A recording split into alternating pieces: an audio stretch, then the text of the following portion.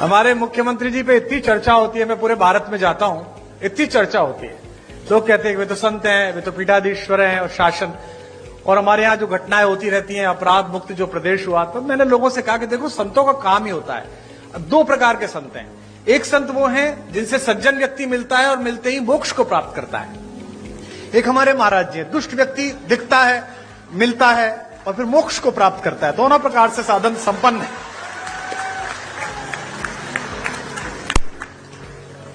और आवश्यक भी है, क्या करें, देश ऐसी स्थिति में आ गया है। पहले डॉक्टर्स RX लिखते थे, वो RDX लिखने लगे हैं, क्या करेंगे आप।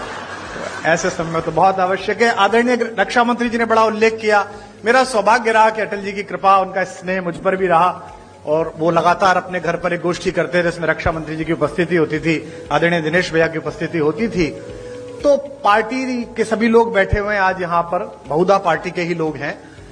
तो दो प्रकार, तीन प्रकार की पीढ़ियां पार्टी में आ गई। एक अटल जी की पीढ़ी थी जिसमें आदरणीय अडवाणी जी, जोशी जी, वो एक पीढ़ी थी। फिर आदरणीय रक्षा मंत्री जी की, प्रधानमंत्री जी की एक पीढ़ी आई। अब एक तीसरी पीढ़ी हमारे यशस्वी मुख्यमंत्री जी की, देवेंद्र फडणवीस जी की। तीन पीढ़ियां लगातार काम कर रही हैं और तीनों के दृष्टिकोण में अंतर है। अटल जी कहते थे कि आपके घर पर कोई कूड़ा फेंके तो आप स्वयं साफ कर दो।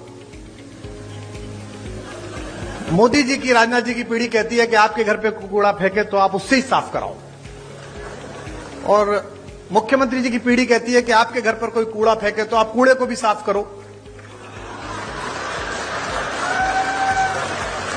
आप में से कुछ कम लोग समझे, इसके लिए मैं आपका